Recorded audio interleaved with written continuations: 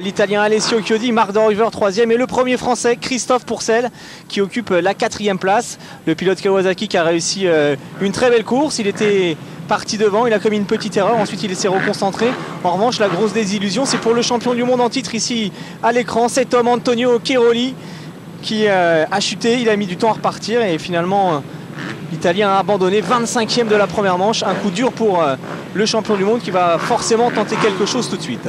2 fois de suite que effectivement Antonio Cairoli se rate alors que c'était l'homme des all shots, on s'en souvient l'année dernière. Ça va commencer à peser lourd dans la balance, d'autant que dans le sud de l'Europe il fait 26 degrés, il va falloir s'habituer à la chaleur. C'est la 2e étape du jour sur ce circuit de Catalunya. On va voir si les hommes sont en forme et quelle forme. Peut-être pour les frères Pourcel qui avaient affiché une belle vitesse de pointe tout à l'heure lors des derniers tours. Ouais, les frères Pourcel sont en forme. À suivre également ce garçon, bien évidemment, Kenneth Gundersen, c'est la surprise de ce début de saison. 3e à Zolder, vainqueur de la première manche, leader du championnat. Kenneth Gundersen de retour au tout premier plan, on l'expliquait tout à l'heure, après pas mal de galères et des pépins physiques avec un genou abîmé, problème de cartilage, problème de ligament. Il a su se refaire une santé, il est là à son meilleur niveau. Et puis la réplique également à suivre, pourquoi pas, de Tyler Rattray, le sud-africain, le pilote officiel KTM, arrivé en tant que leader ici à Belpuig. En première manche il est mal parti, il a connu des petits soucis, il est revenu quand même dans le top 5, arraché une belle 5e place. Il fait figure lui aussi de favori. Son objectif en Espagne c'était de réussir de bons départs, ce n'était pas le cas tout à l'heure. À suivre donc la KTM numéro 16 au premier virage. À suivre également Luigi Segui et sa plaque numéro 7, il a terminé 9e tout à l'heure. Davide Philippe Hertz et la plaque numéro 19. Le départ dans maintenant 15 secondes. 6 Français dans les points tout à l'heure. Christophe Pourcel, Sébastien Pourcel, Luigi Segui, Anthony Boissière et Xavier Bogue, 16e et 17e. Et à la 19e place, Antoine Méo. Antoine Méo, ça doit faire plaisir au trio Barbara, Zaza et Cyril qui adorent ce pilote et notamment sa combativité. Allez, 5 secondes. Pour la seconde manche, Grand Prix d'Espagne à Belpuig, c'est parti. Et Cairoli qui semble bien sortir de la grille. Attention à la plaque numéro 1. Et regardez, il est en tête, c'est le shot d'Antonio Cairoli. Alors en revanche, cette fois-ci, les frères Pourcel sont moins bien partis que tout à l'heure. Marc de Ruyver est là. Il y a également Tyler Rattray, Christophe Pourcel, on l'a aperçu, Sébastien aussi. Numéro 90. Marc de Ruyver en seconde position derrière Antonio Cairoli. Kenneth Gundersen, numéro 12. Carl Nunn. Luigi Segui, numéro 7, le français, avec sa Yamaha jaune. Aux alentours de la 10e position. Allez, ça s'est bien passé. Et regardez Cairoli qui en a profité pour tout de suite créer la différence. On en parlait des all shots de Cairoli, en voilà un. Et le circuit qui a bien évolué, c'est nettement plus sec que lors de la première manche, pas mal d'ornières.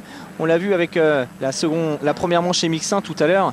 Les principaux leaders qui sont presque tous partis à la faute. Il faut donc rester vigilant, bien concentré, soigner ses trajectoires.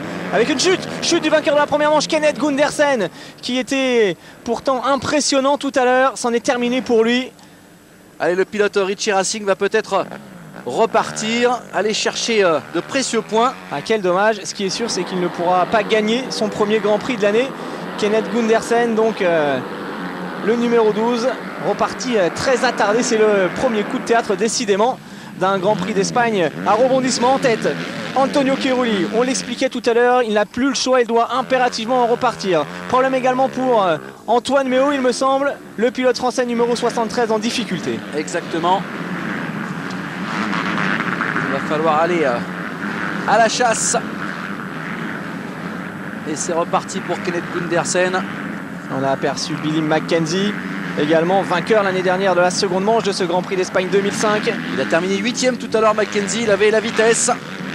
Allez, Cairoli, qui n'a plus le choix. Il doit absolument marquer des très gros points maintenant. Il compte 28 points au classement provisoire. Les leaders Gundersen et Rattray, déjà 60.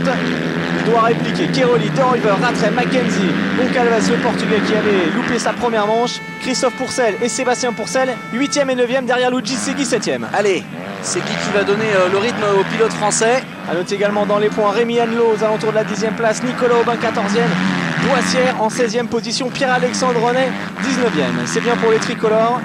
Et comme en première manche, on retrouve un Marc de Ruyver numéro 14 en ce moment à l'attaque.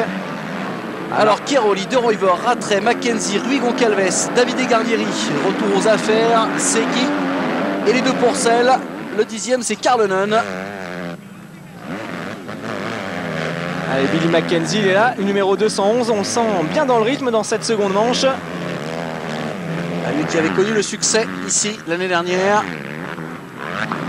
avant d'aller remporter une autre manche au Japon. Le vainqueur de la première manche de sa carrière ici même sur ce circuit de Belpuig, vainqueur de son premier Grand Prix à Sugo, effectivement au Japon. Billy Mackenzie qui a connu une première épreuve difficile. Ah, il est encore dans le coup, hein, ça c'est clair. Marc de Ruyver, tout à l'heure qui nous a fait des belles chaleurs, est dans le rythme. Et une nouvelle fois, on peut s'apercevoir que le départ est primordial hein, en championnat du monde MX2 car le niveau est très homogène entre tous ces pilotes. Cairoli qui tente d'imprimer le rythme pour aller chercher sa première victoire de manche de la saison. Le champion du monde en titre qui a forcément un petit peu de pression. Il y a 2 secondes d'écart entre Cairoli et de Ruyver, mais regardez qui revient derrière.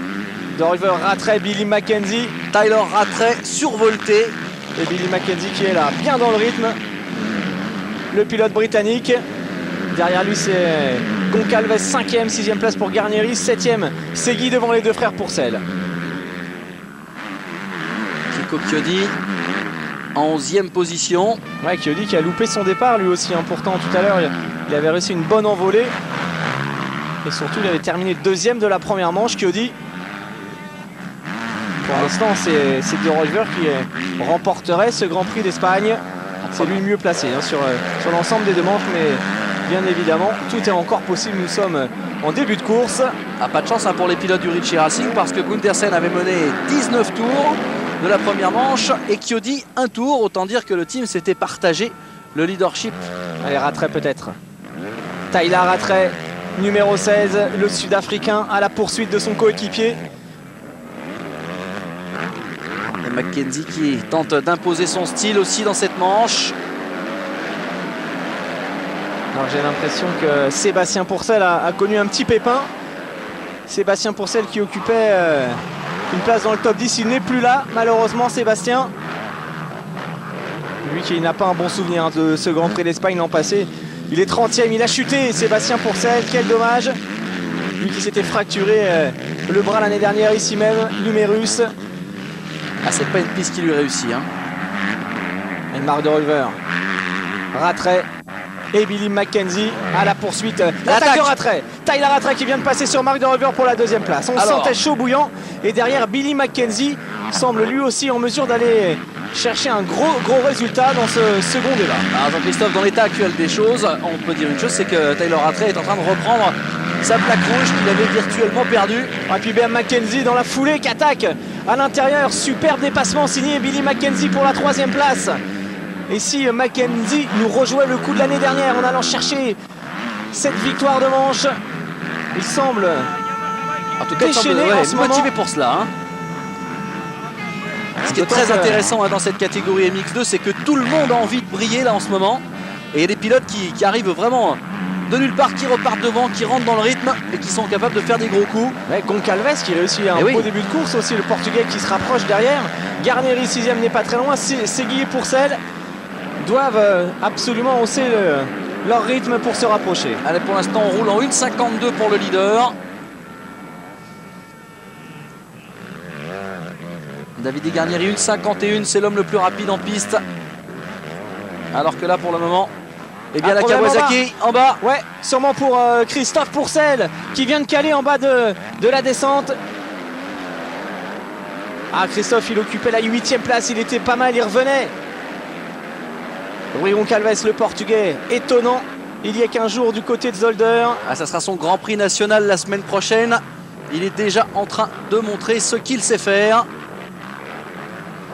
Elle revient sur Marc de Ruyver, hein, c'est assez incroyable. De Ruyver moins à l'aise pour l'instant qu'en première manche. Et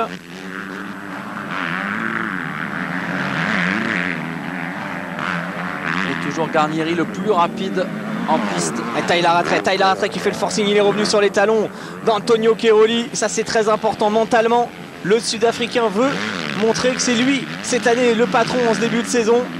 Il nous avait impressionné du côté de Zolder une nouvelle fois. Vous avez vu cette trajectoire hein, dans les stands hein, tout à l'heure qui a failli coûter cher à Stéphane Eberts. Elle est difficile cette passe là. Rattray qui semble en ce moment être l'homme le plus rapide. Keroli, Rattray, il n'y a même pas une seconde d'écart entre les deux hommes. Mackenzie toujours troisième devant. De Ruyver, Rui Goncalves, Garneri qui espère enfin accrocher un bon résultat en ce début de saison. Et Billy Mackenzie qui ne lâche rien pour la troisième place. C'est Guy Christophe Pourcel qui est toujours indiqué à la 8e place. Ouais, Mackenzie vraiment dans les mêmes temps, voire même plus rapide. Et Boissière 14, René 16e, Annelot 17e. Tous les jeunes Français dans les bons points en ce moment.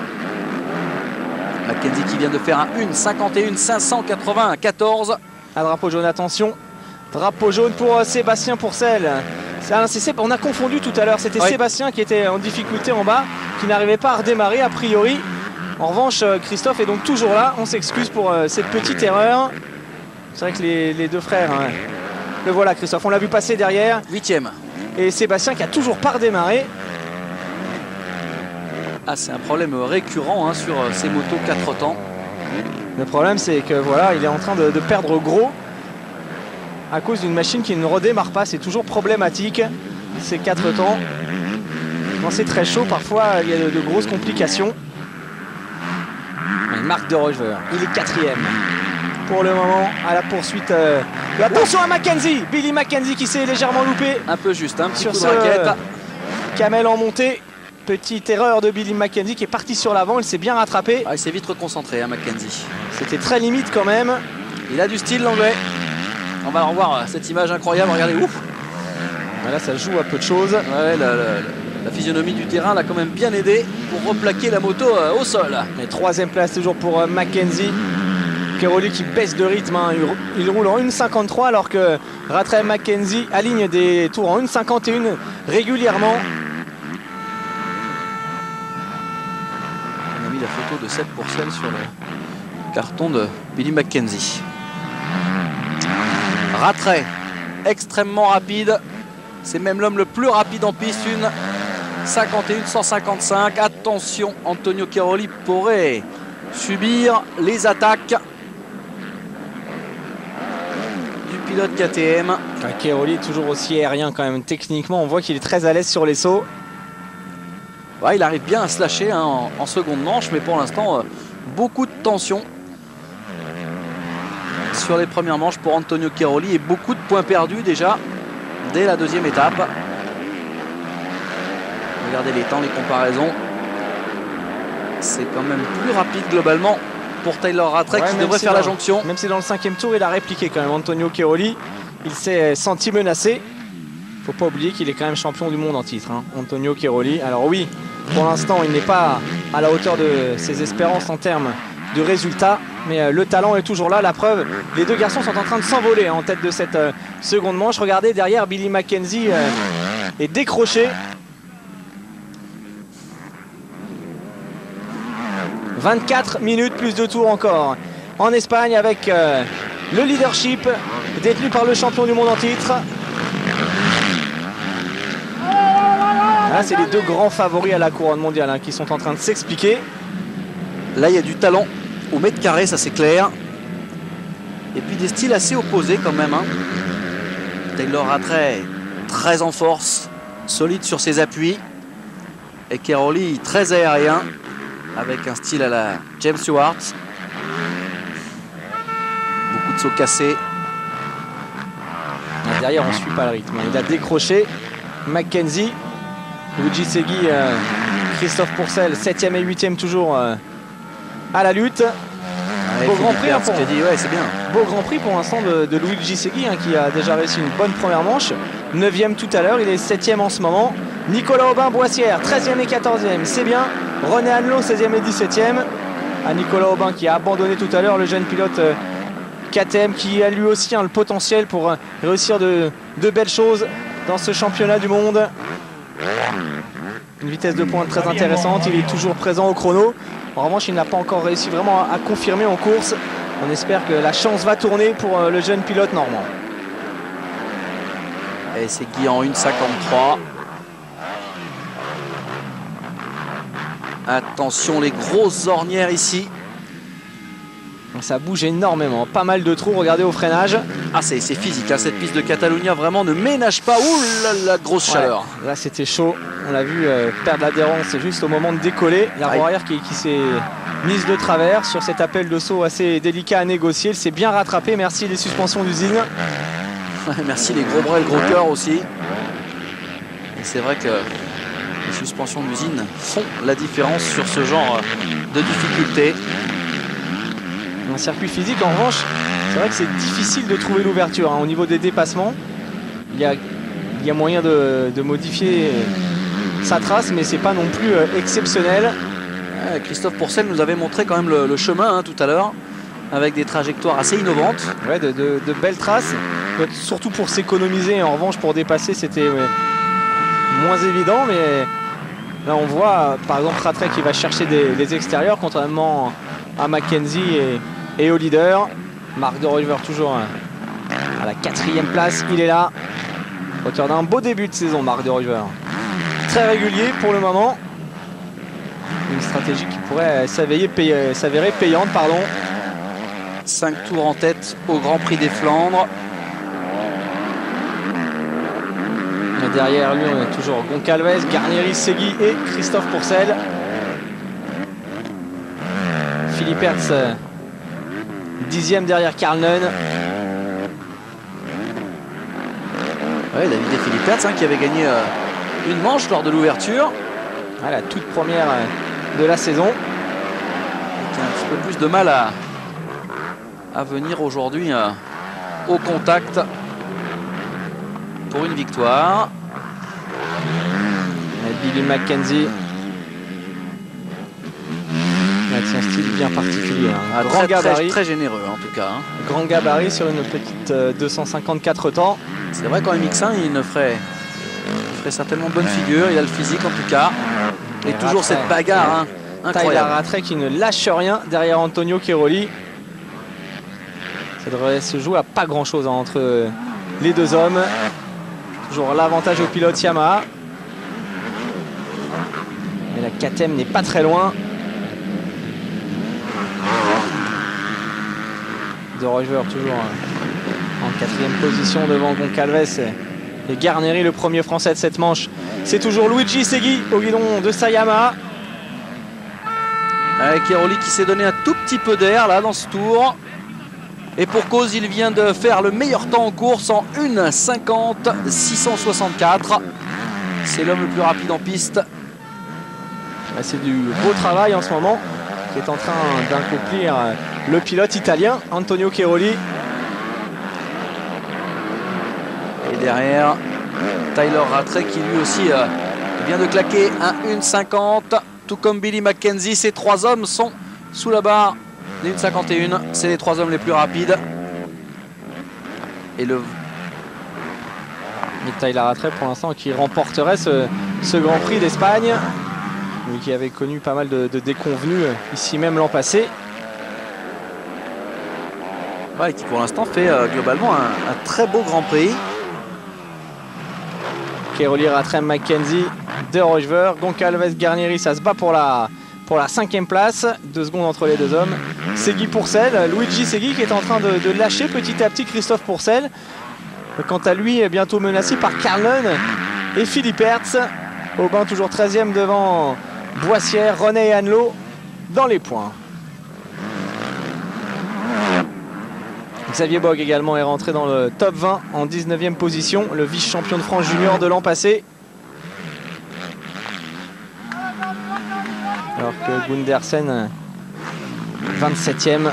Jean-Christophe, on nous posait des questions sur le net sur l'accession au Grand Prix pour les jeunes pilotes. Ça se passe comment aujourd'hui? C'est vrai que on nous a posé pas mal de questions concernant notamment Cyril Coulon qui a réussi des belles performances la semaine dernière et qui n'est pas engagé en MX1.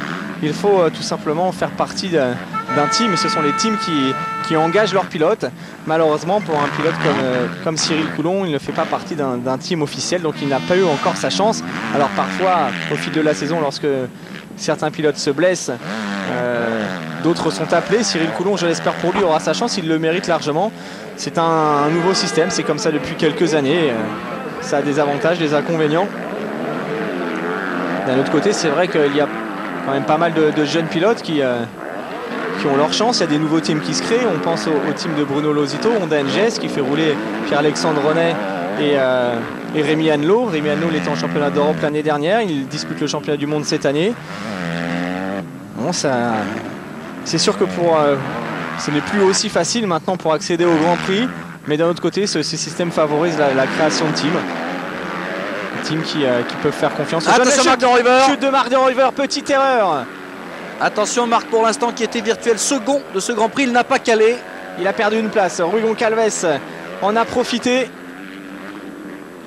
On revoit cette erreur. Il y a eu pas mal de chutes ici, hein, notamment, cette ornière est... notamment Tortelli tout à l'heure dans la première manche MX1. Voilà, vous avez vu, il y a eu un phénomène de détente et de compression qu'il a carrément jeté. Des suspensions qui ont dû changer en termes de réglage puisque la piste est beaucoup plus sèche. Et à mon sens, les hommes ont dû intervenir évidemment sur la partie cycle des motos. Alors, on l'a vu lâcher la main pour essayer de bras peut-être. De se relâcher un petit peu, forcément contrarié après cette erreur. Ah, il faut se les envoyer, ces grands sauts en descente comme ça. Regardez la force qu'il faut avoir sur les avant-bras et les épaules. Ouais, pas mal d'ornières. Un circuit difficile, un Garnieri derrière. Avec il est en colère, il est foudrage. Marc de Ruyver. Il faut se reconcentrer, surtout ne pas à nouveau partir à la faute. Je pense qu'il était vraiment surpris par la réaction de sa moto dans cette ornière. J'ai l'impression qu'il y a son réglage en... Oh, beaucoup, vraiment c'est très troué ce circuit de Belpuig. Ouais, mais j'ai la sensation que son réglage en détente est un petit peu chaud. La moto renvoie assez vite. Alors que regardez, bien souvent la moto de Cairoli est beaucoup plus souple. Antonio Cairoli qui gère bien cette seconde manche pour le moment. Toujours un pilotage très moderne. Ouais, avec une moto assez freinée en détente pour le coup. Très à l'aise dans les ornières. C'est pas évident car la pression est énorme. Quelques mètres derrière, la KTM de Tyler Rattray qui fait le forcing. Alors Rattray bien parti pour gagner ce Grand Prix. Mais ce serait bien qu'Antonio Cairoli réussisse à s'imposer pour le moral et surtout pour remarquer quelques bons points. Rui Goncalves est passé en 1,51. Cairoli qui avant le départ de cette manche a occupé la 10e place seulement du classement provisoire avec 28 petits points. En une seule manche, il doublerait quasiment son total. En cas de victoire, bien évidemment. Le troisième garçon, le voici. Il s'agit de Billy Mackenzie, en train de revenir à son meilleur niveau. On se souvient de sa joie l'an passé lorsqu'il avait remporté ce Grand Prix. Pour l'instant, il terminerait sur la 3e marche du podium.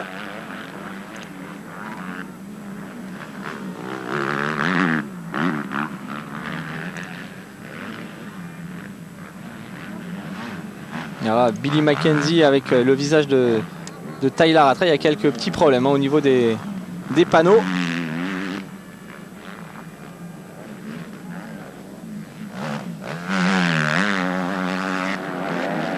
Billy Mackenzie qui a débuté sa carrière en Grand Prix très jeune chez Yamaha Dixon.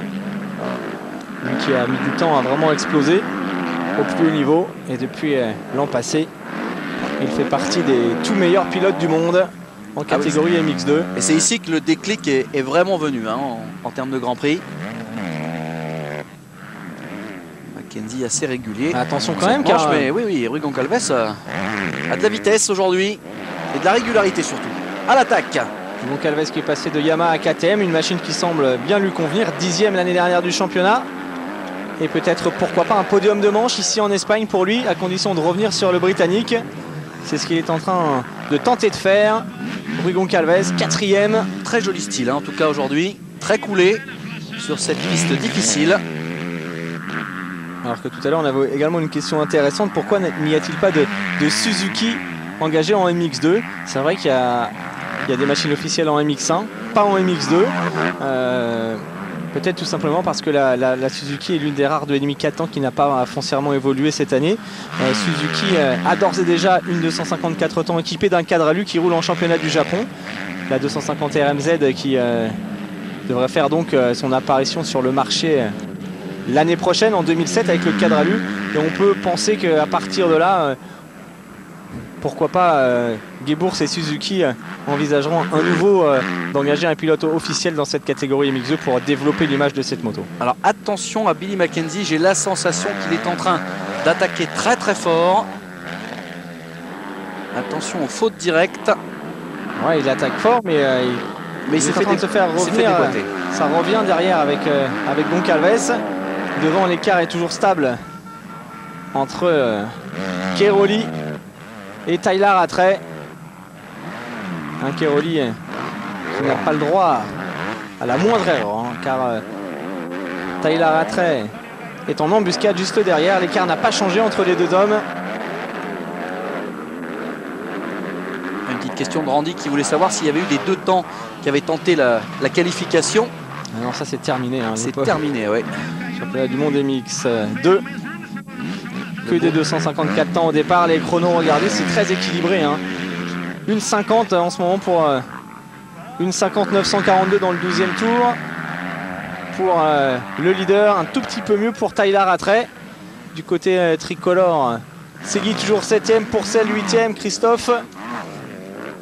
Boissière 14, Pierre-Alexandre Renet 15, Nicolas Aubin en 16e position, Rémi Annelot 18e, Xavier Bock 19e. Alors ce qui est assez intéressant à remarquer, hein, Jean-Christophe, c'est que tout à l'heure le meilleur temps de Kevin Straubos c'était 1,50-180. Et là on est à... Ouais, on roule quasiment dans les mêmes temps. Hein. 1,50, c'est même plus rapide pour Billy Mackenzie. Regardez, 1,50-0,77. Alors certes, la piste a séché, elle est un petit peu différente. Et puis les organisateurs ont dû mettre un petit peu quelques coups de lame intelligents entre les manches. Mais quand même, performance hein, pour ces petites cylindrées. Et les hommes, évidemment, qui les animent. Ouais, mais les circuits de cross maintenant hein, sont plus courts qu'avant. Il y a moins d'écart entre les cylindrées. On a pu le voir la semaine dernière, notamment en championnat de France, avec Sébastien Pourcel qui s'est battu en super finale avec Pascal Leray, une 254 temps contre une 450. Et au final, c'est Sébastien qui s'est imposé. Un peu plus légère, plus vive peut-être. On retrouve Marc de River en 5e position. Marc de River déçu après son erreur. En tout cas, qui met la KTM au rupteur. On l'a entendu un petit peu. Garneri toujours 6e et derrière Christophe Pourcel qui a pris le meilleur sur Luigi Segui qui vient de perdre 2 places. Luigi Segui désormais est 9e puisque Philippe Hertz également a pris le meilleur sur le pilote tricolore. Une bagarre. Christophe Pourcel, David Philippe Hertz est en train de s'installer aux alentours de la 7e place alors que nous sommes avec Garneri qui pour l'instant ne confirme pas hein, sa belle saison de l'an passé. On se souvient qu'il avait notamment gagné une manche à Touchenthal, qu'il était monté sur le podium. Alessio Chiodi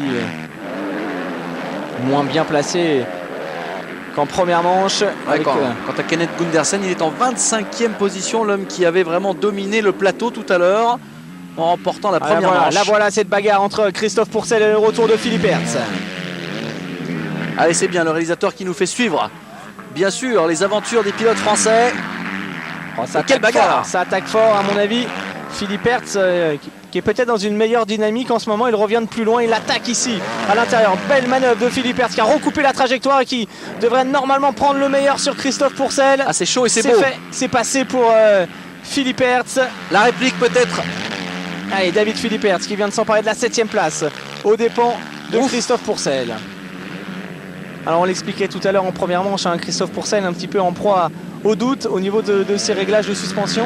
Hier il roulait avec des suspensions Showa, aujourd'hui il a remonté son amortisseur et sa fourche Öhlins. Alors il s'en est bien sorti tout à l'heure en première manche, il est un peu moins bien dans ce second débat. Ouais. Les deux hommes ne se lâchent pas d'une semelle. Derrière lui on a aperçu Luigi Segui, 9e. Ah, il faut enchaîner hein, dans ces enfilades. Le circuit de Catalunya. Ensuite les grandes montées. Attention à ce virage qui a coûté cher à pas mal de pilotes aujourd'hui. Et Philippe Hertz qui revient. Et ouais, petit à petit. Il va falloir qu'il réussisse un peu mieux ses départs, quand même, Philippe Hertz. 10e de la première manche, 7e pour l'instant. C'est globalement moins bien que son début de saison l'année dernière. Lui qui avait vraiment défrayé la chronique, un des derniers d'ailleurs à avoir défendu ses chances de victoire en 2 temps l'année dernière. Puis ensuite, bien sûr, il avait hérité de cette KTM 4 temps. Un retour sur le leader, Antonio Cairoli. Ouais, ça baigne pour Cairoli, une 50-775 dans le dernier tour. Après 26 minutes de course, Antonio Cairoli domine bien cette manche. Il s'est donné un peu d'air face à Tyler Rattray. 2 secondes, 142 d'écart, c'est pas grand chose. Hein. Ouais, mais il est bien, Cairoli en ce moment. Ah, logiquement, il devrait aller au bout. Il a bien maîtrisé sa course. Ah, puis on a vu tout à l'heure, hein, il est parti vraiment comme à sa bonne vieille habitude de l'année dernière, en all shot. Ce qui lui garantissait évidemment une bonne visibilité. Et une seule option pour lui, l'attaque à outrance. C'est ce qu'il fait. Tyler Rattray en passe de remporter ce Grand Prix d'Espagne. Il reste 6 minutes plus de tours. Ouais, il a fait le trou maintenant. Antonio Cairoli. Toujours Mackenzie 3e avec 2 petites secondes d'avance seulement sur Goncalves. De Ruyver 5, Garnier 6, Philippe Hertz pour celle. Les chronos, c'est vraiment... Ça c'est assez hallucinant parce que là c'est non seulement très régulier mais très rapide même en fin de manche. Et Rattray qui devrait repartir d'Espagne avec cette plaque rouge acquise il y a 15 jours. Il n'a pas réellement envie de se dessaisir, on peut le comprendre. Du bon Tyler Rattray. Probablement qu'il est revenu d'assez loin là.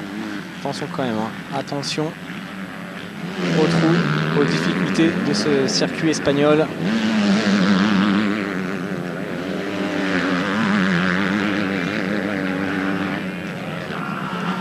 C'est vrai que cette piste aura causé quelques difficultés même aux grands leaders, aussi bien en MX2 qu'en MX1. Il reste encore 4 tours au programme. Cairoli, Rattray toujours. Ah, Cairoli, il est pas tranquille hein, parce que 2 secondes, c'est pas grand chose après Mackenzie. À 22 secondes, rendez-vous compte l'écart. Ouais, mais c'est chaud derrière pour Mackenzie. Hein. Ouais. Goncalves qui est revenu à 1 seconde. Il est sur les talons de Billy Mackenzie. Ah, la bagarre, elle est là hein, sur la fin. Et le Portugais forcément motivé à l'idée d'aller chercher un podium de manche. Non, rien n'est fait dans cette deuxième course MX2. Aussi bien pour la victoire que pour les places sur le podium. Segui à la lutte avec Kiko Chiodi. Ouais, Segui toujours en 9e, Chiodi sur ses talons. Pourcel toujours en 8e position. Et regardez, un des écarts quand même significatifs entre les 2 leaders et le reste du plateau. On attend toujours. Et voilà Billy Mackenzie avec sur ses talons Rui Goncalves. Ah, Goncalves un déchaîné dans cette seconde manche.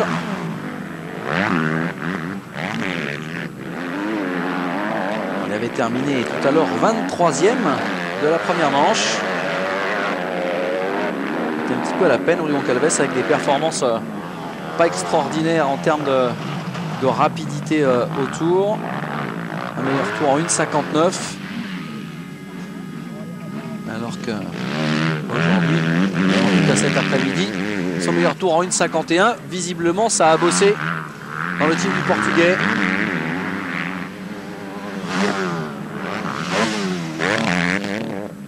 Et on entend vraiment bien grâce à nos ingénieurs du son maison le bruit de ces 4 temps au taquet. Un bruit d'ailleurs qui cause quelques soucis aux fabricants de pots d'échappement et au team. Et on essaye de travailler justement sur les nuisances sonores au maximum. La norme c'est 96 décibels. Oui. Il faut impérativement respecter cette norme, sinon on n'a pas le droit de s'aligner au départ du Grand Prix. Des pots d'échappement de plus en plus techniques. Chacun essaye de trouver effectivement le bon rapport entre la performance et le silence. Enfin un silence tout relatif hein, quand même. Alors à titre d'indication, un bébé qui pleure, c'est 110 décibels. Ouais. Donc finalement, on s'en sort pas mal. C'est vrai qu'elle fait du bruit quand même, hein. C'est 254 temps. Ah, je pense que le plus compliqué aujourd'hui avec ces motos-là, c'est quand même en indoor, avec la résonance des grandes salles. Moi, j'ai quand même la nostalgie du 2 temps. Hein. Ouais, on n'en voit vraiment plus du tout en 125. Seuls les juniors en fait roulent encore avec des 125 de temps, car ils n'ont pas le droit de s'aligner avec des 254 temps en règlement qui pourrait d'ailleurs évoluer l'année prochaine. Et c'est vrai qu'on voit des jeunes Français qui disputent le championnat de France junior comme Kunsi Dvongsana ou Loïc Rombaud qui roule sur une 125 Kawa. Kunsi Dvongsana qui est en tête du junior, lui est au guidon d'une 125 KTM. Et ces deux garçons, quand ils sont obligés d'aller rouler le championnat d'Europe et qu'il y a tous les adversaires en 254 ans, c'est beaucoup plus difficile. Le plus bel exemple, c'est Marvin Musquin, le champion de France cadet de l'an passé, qui, quand il roule en junior, roule avec une 125 KX. Il est 3e, il n'a pas encore réussi à remporter le manche. Il est un petit peu en retrait par rapport à des garçons comme Vonksana et Rombaud. En revanche, en championnat d'Europe, avec une 254 ans, parce que lui, Marvin, il a les deux, et bien, il est largement devant. Il a terminé 3e de la première épreuve. Ce qui prouve quand même qu'il y a maintenant une grosse différence de performance entre une 125 et une 254 ans. L'équivalence, elle est plus vraiment vérifiée. Et Marvin, qu'on devrait voir, on espère bientôt en Grand Prix, une des grosses valeurs montantes du motocross français, avec déjà un style fantastique pour ceux qui ont eu l'occasion de le voir évoluer au niveau national. Ouais, c'est un bon pilote, Marvin Musquin, à suivre en championnat d'Europe. On a pas mal de bons petits Français. On parlait de Vonksana, de Rombaud. Tout ça, c'est des jeunes qui sont rapides. On espère qu'ils vont continuer à progresser et qu'ils auront l'opportunité surtout de pouvoir un jour intégrer une structure pour rouler en Grand Prix. Allez, on revient sur les hommes forts de cette catégorie. Toujours Keroli Rattray. Rattray qui s'est légèrement rapproché, regardez. Oui. L'officiel KTM n'est pas loin. Tyler Rattray peut-être très incisif comme d'habitude en fin de manche. Au physique, va tenter d'aller rechercher l'Italien. Alors ça, il en est capable. Là, nous sommes à 33 minutes de course, Jean-Christophe. Autant dire que le panneau 2 tours ne devrait pas tarder. Ouais, 18 tours, il en reste, c'est ça, à peu près 2,5. Alors qu'à noter le courage de Kenneth Gundersen, qui est reparti, qui est 21e en ce moment à la lisière des points. Ah, c'est vraiment dommage pour Kenneth parce que tout à l'heure, c'était une victoire impeccable. Avec du rythme, avec de la vitesse. Son meilleur temps en course, là, 1,53 au milieu, évidemment, des attardés. Il est là, justement. Kenneth Gundersen, il vient de prendre un tour par les leaders. Ah, ça doit être l'horreur.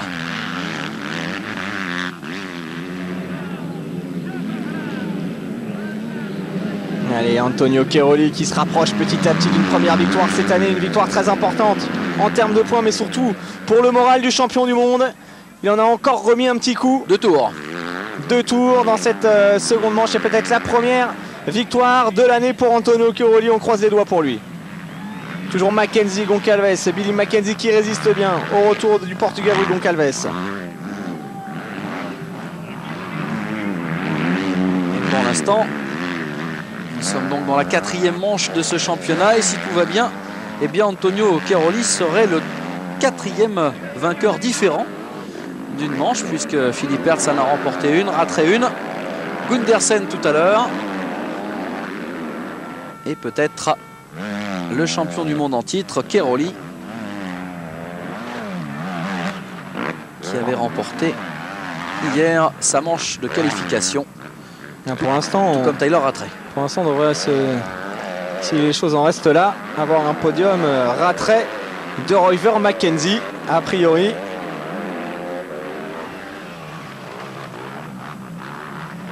Ça va jouer à pas grand-chose pour la 3e marche entre Chiodi et Mackenzie. Pour l'instant, c'est à l'avantage du pilote britannique au bénéfice d'une meilleure seconde manche. 25 secondes d'écart entre Tyler Rattray et Billy Mackenzie. Autant dire que pour l'instant, Tyler Rattray est plutôt serein. Mais pourquoi pas aller débouter ce diable d'Italien de sa première place. En tout cas, il ne doit penser qu'à cela. Ouais, mais là, c'est difficile maintenant. On va rentrer dans le dernier tour. Il a une bonne marge d'avance, Antonio Keroli, et il la mérite, cette victoire. Il a bien géré, il est bien parti. Il a résisté à la pression de Rattray depuis le tout premier tour. Et finalement, c'est lui qui a les meilleurs chronos. Il a recreusé un petit peu l'écart. On espère que ça va bien se passer pour lui. Changement pour la 6e place avec Philippe Hertz qui vient de déborder son compatriote Garnieri. tout cas, Antonio Cairoli va augmenter son compteur de tours en tête des Grands Prix 2006, puisque pour l'instant, c'est un sans faute depuis le début de cette seconde manche. 20 tours en tête de cette manche-là. Et une belle performance, en tout cas de Rui Goncalves aussi aujourd'hui. Il est en train de se conditionner pour la semaine prochaine sur le circuit d'Agueda au Portugal. Il est vraiment sur les talons de Mackenzie, hein. Ça se joue à rien du tout entre les deux. Ah, il ne faut pas faiblir là, hein. Il faut du mental jusqu'au bout. Christophe Pourcel en 7e position. Ouais, il a regagné une place en doublant Guarnieri, c'est bien pour Christophe. Et on a vu Antonio Cairoli se retourner un tout petit peu. Ah, les suspensions, elles sont vraiment mises à rude épreuve sur les freinages. Il faut serrer plus que jamais la moto et faire corps avec ces petites 254 temps. On entend même les freins arrière pour positionner les motos. C'est toujours agréable d'entendre ces motos évoluer. Un saut incroyable en descente. Et regardez comme il se lâche. Antonio Cairoli, il nous fait peur. Voilà, il va passer devant son team. Dernier virage pour le champion du monde en titre et première victoire de l'année. Victoire magnifique. 20 tours en tête de prix après un all shot. Et Mackenzie termine en 3e position. Les deux pilotes se félicitent l'un et l'autre. Avec Kees van der Ven qui vient saluer Tyler Rattray, grand vainqueur du jour, et qui va positionner évidemment sa moto sur le podium, et pour cause.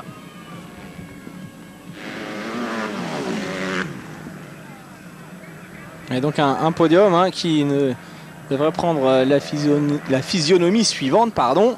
Tyler Rattray, Mark de Roever et Billy Mackenzie. Absolument.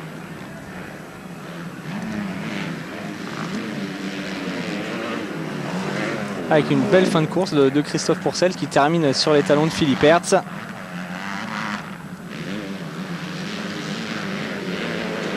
Et KTM qui va par là même bétonner son avance au classement constructeur devant Yamaha. Ouais, et puis un top 5 provisoire qui va évoluer avec Rattray donc en tête 83 points, deuxième place pour Mark de Roever 74, la troisième pour Christophe Pourcel 64 points, quatrième Gundersen 63 et cinquième place pour Philippe Hertz 59. Donc en dépit d'un Grand Prix on va dire mitigé, enfin 4 et 7 c'est plutôt correct quand même pour Christophe, il va monter sur le podium provisoire de ce championnat du monde derrière les deux officiels KTM a priori.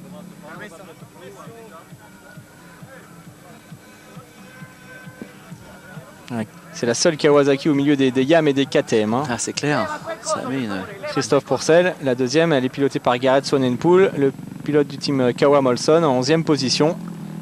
Pierre-Alexandre René en 14e position, devant Anthony Boissière et Nicolas Aubin. Ouais, les Français. Hein. René qui n'a pas marqué le point tout à l'heure, Sonné après les essais qui vraiment fait du bon boulot. Le seul problème de Pierre-Alexandre, c'est qu'il loupe tous ses départs. Il faudrait qu'il réussisse à mieux partir. Il a les moyens forcément de rentrer dans le top 10.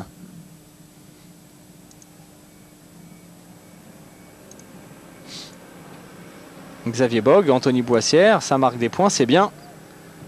Ah, et Gundersen qui a regagné une place dans le tout dernier tour. À l'arrache. Alors du coup pour la troisième place du championnat, ça va. Il est ex aequo avec Christophe Pourcel. Il s'en sort bien. Hein. Il s'en sort bien quand même, Kenneth Gundersen.